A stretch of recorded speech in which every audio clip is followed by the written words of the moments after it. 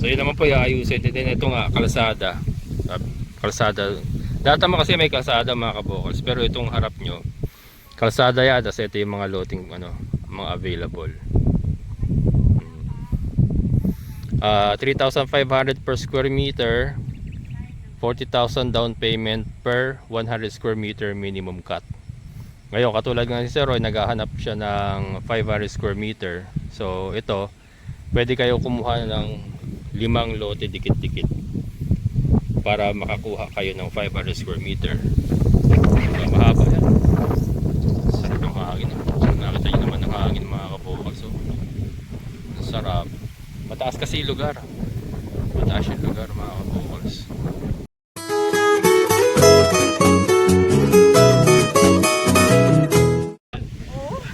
Pa rin yan.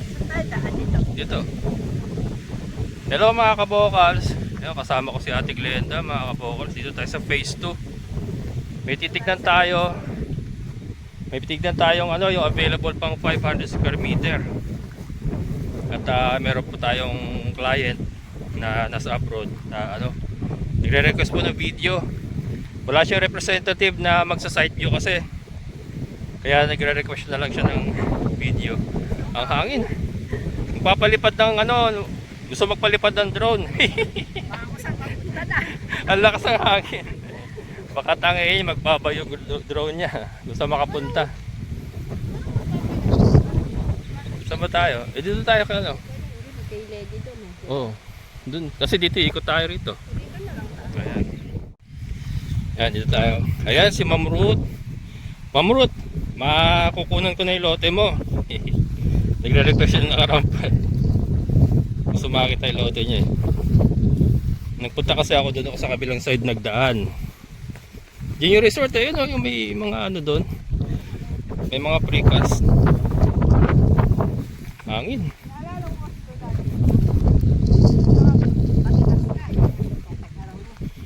Oh, ito yung ano, diba? Yung binuldo, ano, yung binakho. Nagbuta ako. Madamo na ron eh.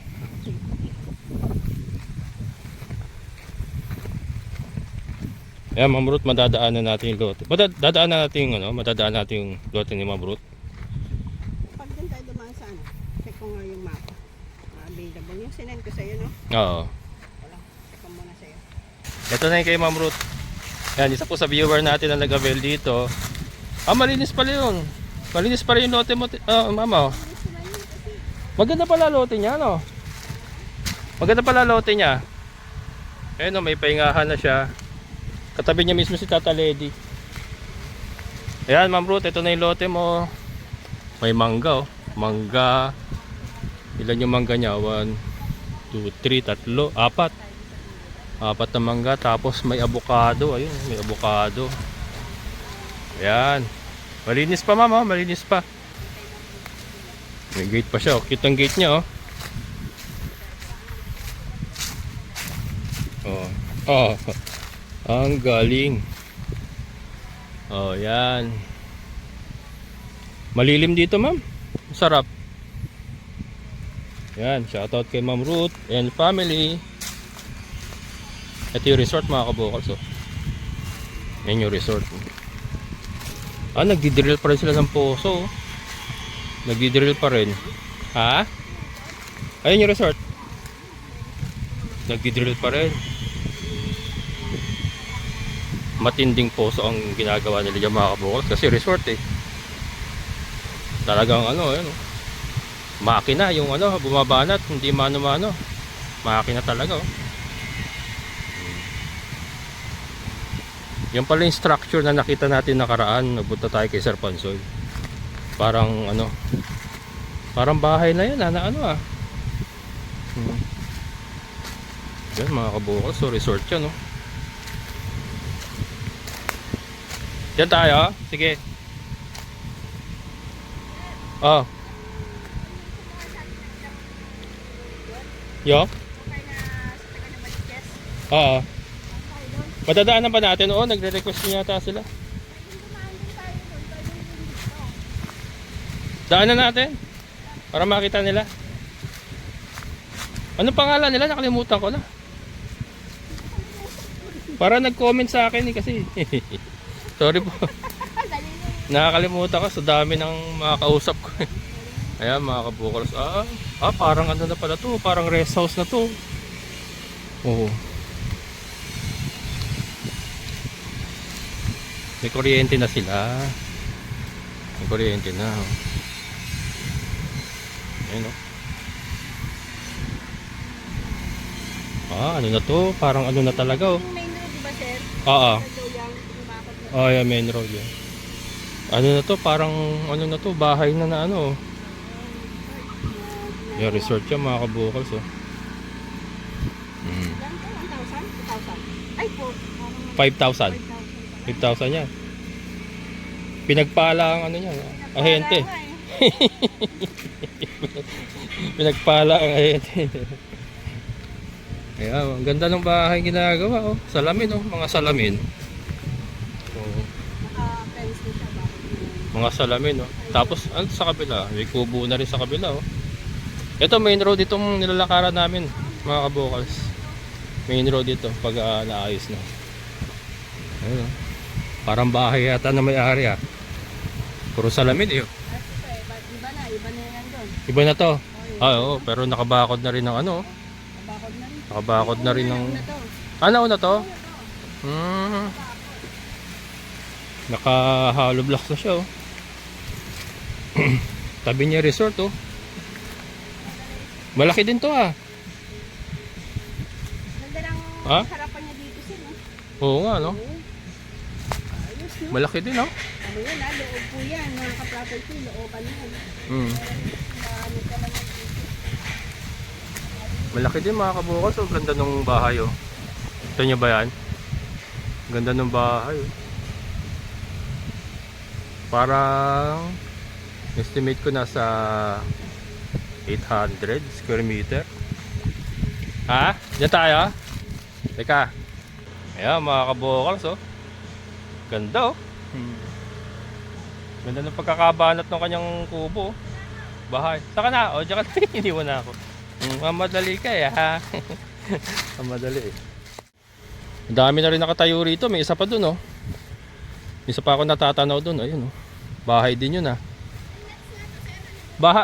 May bahay na rin pala dun oh. Saan tayo? Ha? Sino ba yan? Ay, taga ng Baliches? Ito ba yung inakyat natin dati na ano? Ito nga yun. Saka pababa dyan sa kanya.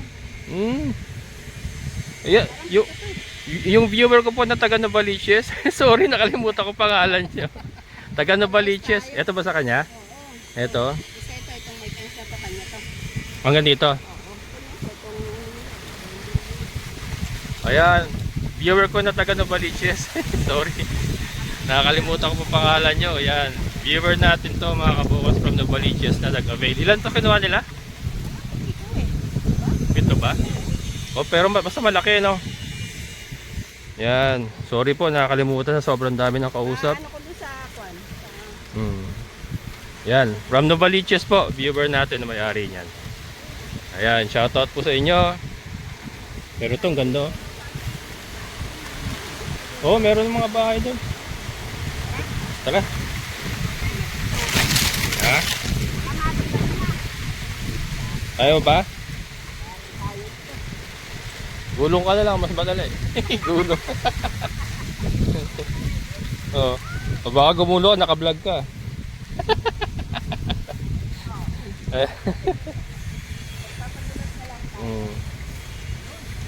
Ayan, tawa ako ng tao, baka ako yung gumulong.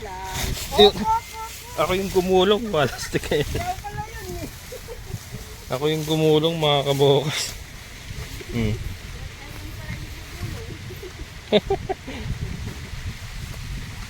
Ito, road to eh, no? Road to. Ayan, road dito mga Yung kabukas. mga nabil ng mga lalaki. Ayan. Hanggang dito sa kanila. Yung taga ng Baliches? Oo. Ayun, may bahay na rin doon. Oh. Kasi road yan eh, hindi ko din umam. Oo. Na ba yun? Lumutang ko pa nga.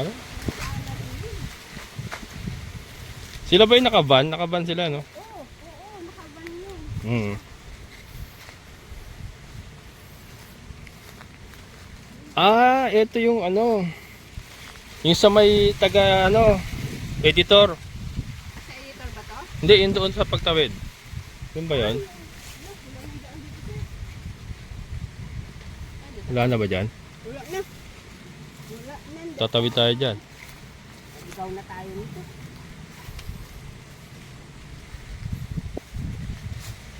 Hindi, meron yata rito eh.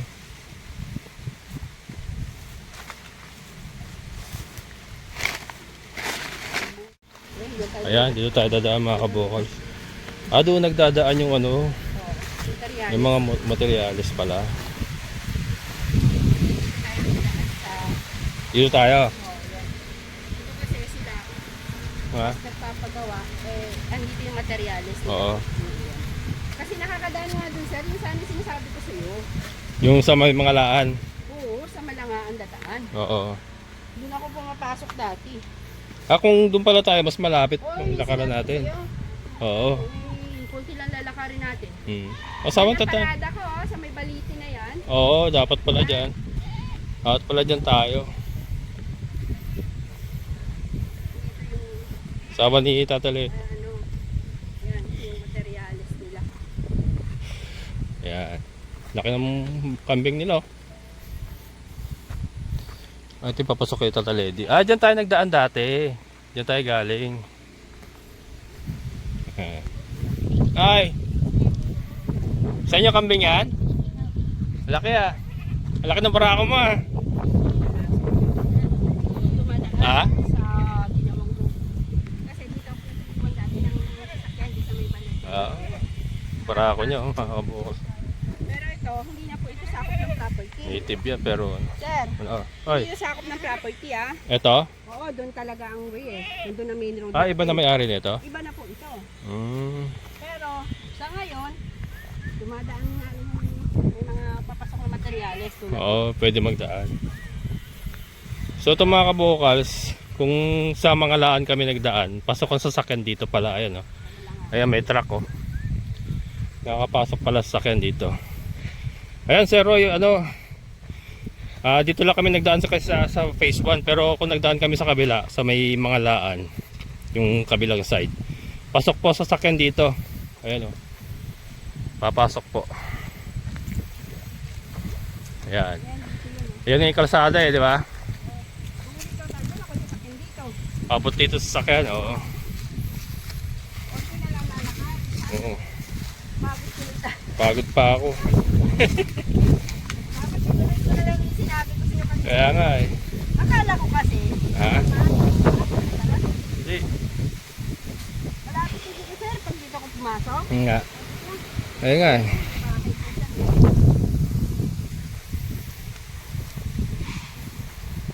Ayun yung property. Ha? Ayaan. Yan. Lalapitan natin. Ayan, yun tayo ah. Hmm. So, available. Parang dito naghahakot sila Tata Lady ng materialis dati po yung gumagawa sila CR doon. Oo, doon. Oo. Yung taga-ABS-CBN na editor. Oo, yung editor. Oo. Di ba may kliyente tayo katabi noon? Oo, yung dalawa.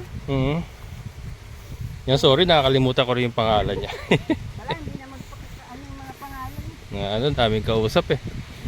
Cherry ano, cherry tomato mga kabukals. Cherry tomato. Sarap yan. Lilit lang.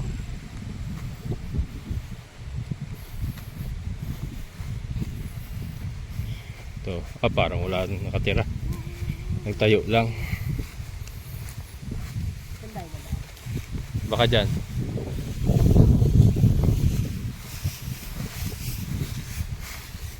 Wala rin nakatira.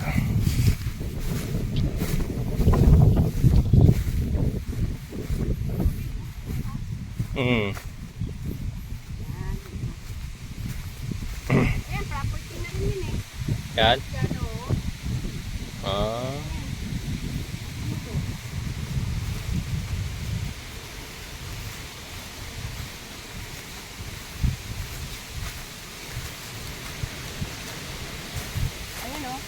Yan, yan. Main road na yung ano pa ikot.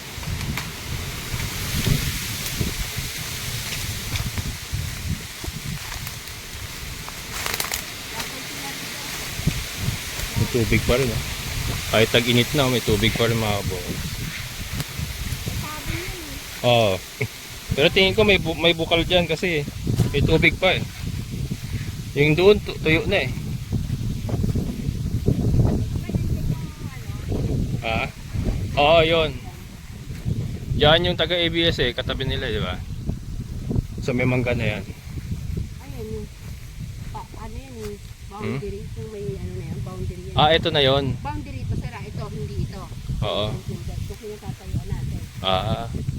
Ay, hindi nakasama to sa binibenta nila. Hindi ito, sir. Iba na may-ari. Diba, may kita mo may mga ano, tulos na yan. Oh, yun ang boundary. Yung boundary natin. Ah, okay.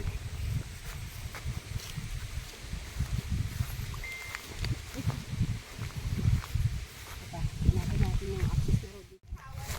Ayun, yun yung client namin. Yun ba yan? Oh, yung may mangga sila yan. Oo.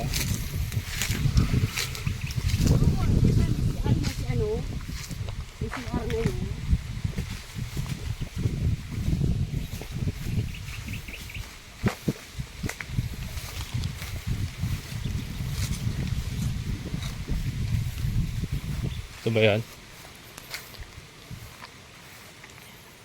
Ito yung dating ano, oh. Ah. Kasi,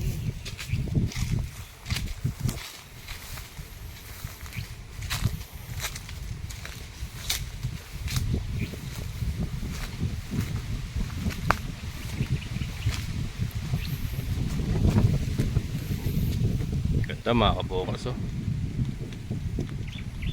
Pero yan, iba na yan, oh. ano yun, yung baba na yun, ating pa yun. Ah, Ito nga yung titira na yan. oo. Yan, so, ni-check ni Ate Glenda yung ano, available do sa boundary. Andyan.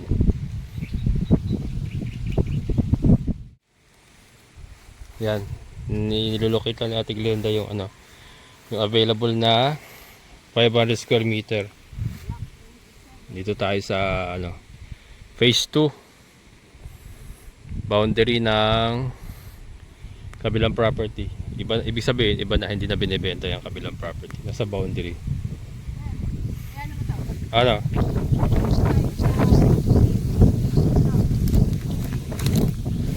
Oo. Papunta yan dun, sir, ha? Pababa dun. Pababa doon. Ito kasi yung main road. Ito yung Ito ikot main ng road. oh. Ah, ito main road to. Oo, ito yung ikot ng main road, sir, oh. Ayan mo. Mm. Pwede mong ano. Nandito po tayo sa 16. Oo. Ayan. 15, 16. Ito yon. Ganyan. Ito yung main road, orange. Yung orange. Yan. Yan. So, ang property, ito. So, yan. Papunta ron. Yung property. Kasi nandito tayo sa part ng ikot ng main road to. Mm. Yan. So, hanggang doon sa may mga flat na yon, may mga tulos na yon. Yan yung ano, Ayan, mga kabukas na yun. Ayan. Ayan, nakita nyo ba yung pula? Sige. Pumapayin natin si Ate Glenda. Nakabota eh. Hindi ako nakabota eh. Sige te, baba ka dyan. Ayan, ayan, kasama yan. Oo, nasa 16 pa lang tayo. 16. Ang sunod dito, Anong 16? Block 16? ano, 27 to. Ah, block 27. Lot Lot 16. 16. Okay. Papunta doon. Ayun. Ito yung loob naman nito. Itong loob na to, nasa pinatatayuan ko 15. 15 yan. Oo. Sunod na nga ako. Para makita nyo.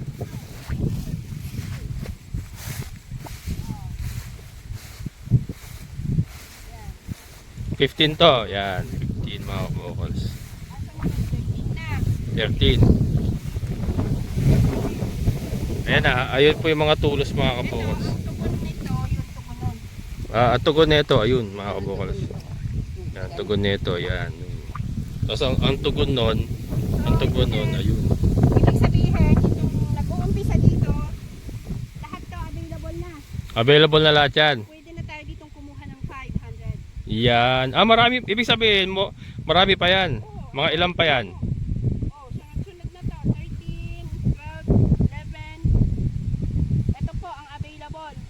Yan. Nandito po ako sa main road. Ito main road. Ito yung frontage mo. Main road, ito yung frontage. Ito kalsada to. Ito, kalsada to. Yan. Yan. So yung isang kahabaan pala na yan mga kabokals available pa. Nasa boundary po ng phase 2 yan. Babaan ko, sir. Yan, sige baba ka dyan. Yan. Pababain natin si Ate Glenda. Kabota eh. Galing tayo dun sa Block 27, Lot 16, Yan mga kabokals. So, 14. doon sa mula sa lot 60 na yon, yun. Hanggang dun. Hanggang dun pala available pa yan. Baba na nga tayo. Yeah. Yeah.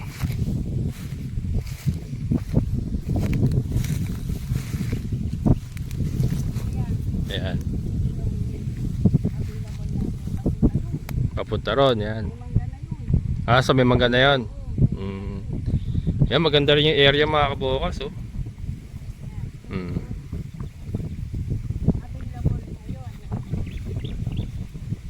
Mataas tong lugar. Mataas yung lugar mga kabokals, oh. Mataas. Ang ganda ng view. Yan, ang ganda yung sa binaba ni Ate Glenda na yun.